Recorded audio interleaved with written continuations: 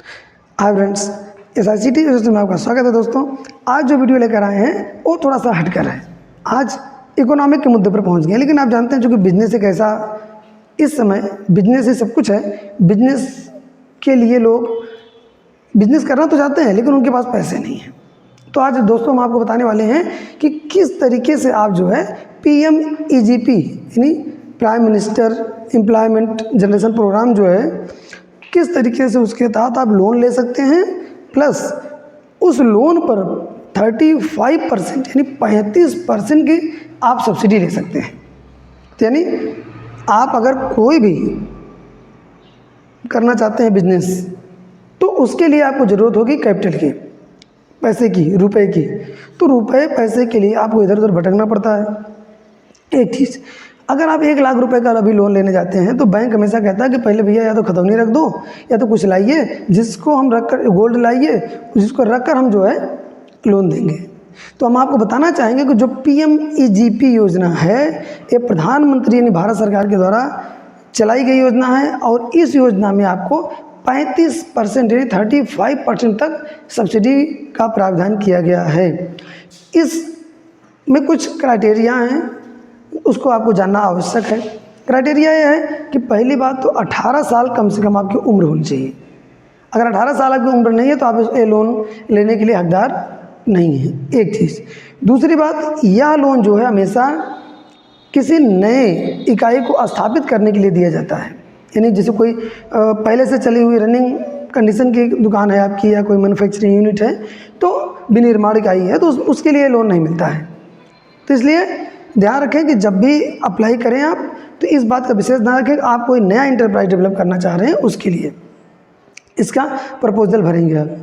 और इसकी जो मॉनिटरिंग है वह है खादी ग्रामोद्योग के पास। यानी खादी ग्रामोद्योग जो है, इसकी मॉनिटरिंग आई है, और जो लोन पास हो रहा है वो खादी ग्रामोद्योग से पास हो रहा है।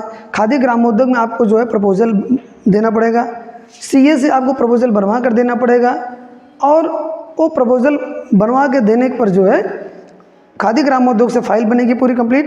यानी आपकी जो एलिजिबिलिटी है पूरी, और सब्सिडी पूरी देने की जो जिम्मेदारी है वो खादी ग्रामोद्योग के ऊपर है। खादी ग्रामोद्योग ही आपको सब्सिडी, आपकी बैंक को सब्सिडी देगा। आपको करना क्या है पूरा हम बता देते हैं आपको, छोटे जल्दी से, वीडियो को लंबा नहीं खींचते हैं।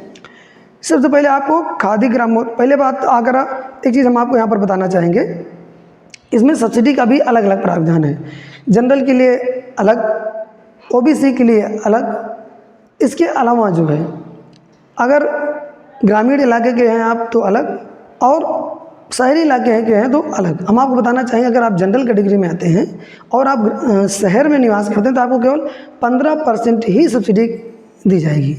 अगर 35% subsidy SC, ST, OBC, PWD इत्यादि के लिए, और भी ग्रामीण इलाके में अगर आपका एंटरप्राइज डेवलप हो रहा है तब, अदरवाइज नहीं है।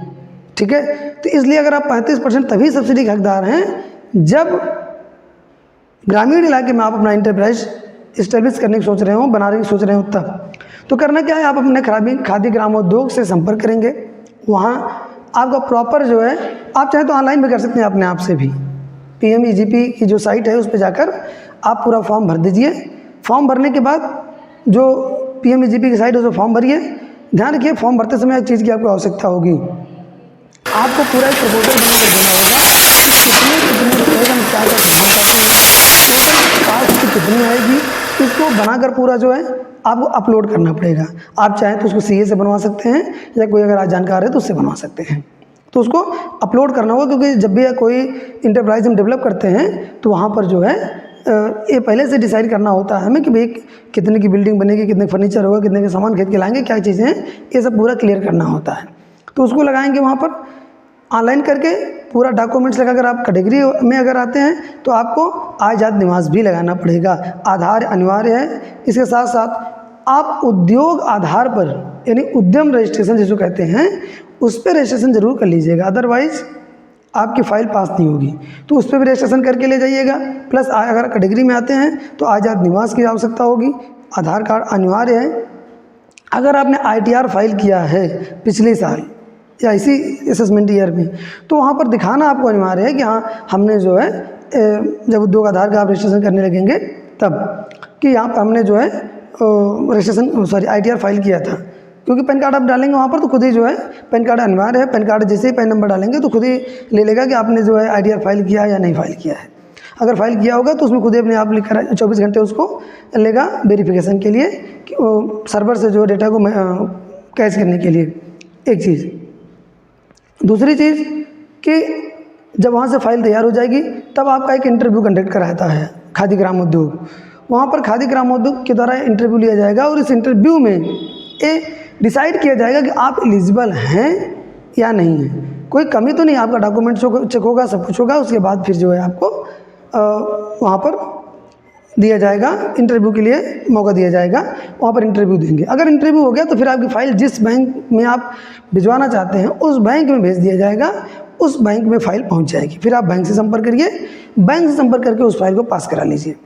ध्यान दीजिएगा कि बैंक आपसे जो पूरा आपका इंफ्रास्ट्रक्चर होगा वेंडर के खाते में पैसा भेजती है सर जो बैंक है। केवल आपका जो नगद खर्च वाला होगा, जैसे फर्नीचर हो गया या कुछ और पेंट कराना है या कुछ और कराना है, तो उसका पैसा ही आपके खाते में आएगा। बाकी पूरा पैसा जो है जिस वेंडर से आप सामान खरीदेंगे उसी वेंडर के खाते में पैसा भेजा जाएगा। और सब्सिडी जो होगी, सब्सिडी आपके खाते में तो आ जाएगी, लेकिन वो मोस्टली क्या करती है बैंक बाद में ही उसको एडजस्ट करती है। ठीक है, वैसे प्रावधान तो जो, चूँकि अब एक चीज़ और हम क्लियर करना चाहेंगे यहाँ पर, चूँकि बहुत कन्फ्यूजन है इस लोन में। जो ब्याज होता है वो पूरा ब्याज भी जोड़कर बैंक लेती है, यानी बैंक ब्याज नहीं छोड़ेगी। 12% ब्याज है, इस समय ध्यान रखिएगा। 12% सालाना, यानी एक साल में आपको 12% ब्याज देना है। तब आप समझ सकते हैं कि 12% ब्याज देना होगा इसमें। बस इतना ही फ़ायदा है इसमें, समझ लीजिए कि हाँ हमको जो 35% सब्सिडी मिल जाएगी वही हमारे लिए बेनिफिशरी हो जाएगी, बेनिफिट का हो जाएगा। ठीक, लेकिन ब्याज पूरा लिया जाता है और ब्याज जो है बाद में सरकार वापस करती है। कहीं सरकार ये कहना है, फिलहाल उसमें बहुत अच्छा अड़चने हैं, तो ये बात का भी ध्यान रखते हुए टर्म्स एंड कंडीशन का और आप पढ़ना चाहते हैं, इसके बारे में अधिक जो है जानना चाहते हैं, तो PMEGP की साइट है उस पर आकर पढ़ सकते हैं, या अपने बैंक से जहाँ से लोन कराना चाह रहे हैं वहाँ से संपर्क कर लीजिए। वहाँ भी लोग जो ब्रांच मैनेजर होंगे वहाँ पर बता देंगे कि PMEGP लोन में क्या क्या बैंकों की क्या शर्त है। वैसे मोस्टली एक चीज़ हम बताएंगे यहाँ पर भी और आपको कि अगर आप 10 लाख का लोन करा रहे हैं तो मोस्टली बैंक वाले क्या करते हैं कि उसमें 2-3 लाख रुपए की तो आपकी CC कर देते हैं, कैश क्रेडिट कर देते हैं, इसमें डेली का ब्याज लगता है। हालांकि अनिवार्य नहीं है, लेकिन अधिकतर बैंक अपने पैसे, उनके पैसे ना फंसे इसलिए ऐसा कर देते हैं। अब आप समझ सकते हैं कि यानी बैंकों के द्वारा इस चीज़ें इसलिए लाद दी जाती हैं ग्राहकों के ऊपर कि ग्राहक भाग ना पाए, यानी उसका जो हम कह सकते हैं कि पैसा डूबने ना पाए बैंक का। क्योंकि आप बैंक जानते हैं कि नॉन गारंटी लोन है, इसमें कोई गारंटी नहीं होती, ध्यान रखिएगा। कुछ बैंक से भी कहते हैं कि कुछ FD वगैरह हो तो उसको गिरवी रख दीजिए, या कुछ हो आपके पास तो उसको गिरवी रख दीजिए, लेकिन आपको बताना चाहेंगे कि ये नॉन गारंटी लोन है। इसमें किसी भी गारंटी को देने की जरूरत, यानी आप कोई उद्यम लगा रहे हैं तो उसके लिए आपको कोई गारंटी रख कर लोन लेने की आवश्यकता नहीं है।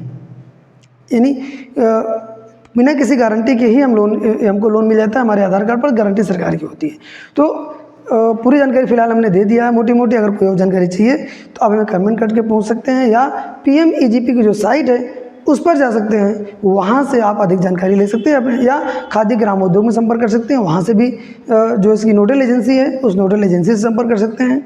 नोडल एजेंसी अगर वहाँ से पूरी डिटेल्स आपको मिल जाएंगी। अगर वहाँ से नहीं मिलती हैं तो और अधिक अगर आप पढ़ना चाहते हैं तो हमारे इसी चैनल पर कमेंट करिए, हम आपको ज़रूर से ज़रूर बताएंगे। लेकिन PMEGP की साइट भी है जहाँ से इसकी पूरी जानकारी दी जाएगी, तो वहाँ पर विजिट ज़रूर करिएगा।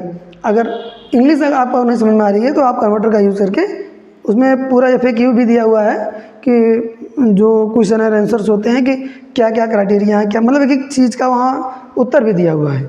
ठीक है, इस साइट पर, तो यहाँ पर भी आकर जो है आप चीज़ों को पढ़ सकते हैं और समझ सकते हैं। धन्यवाद।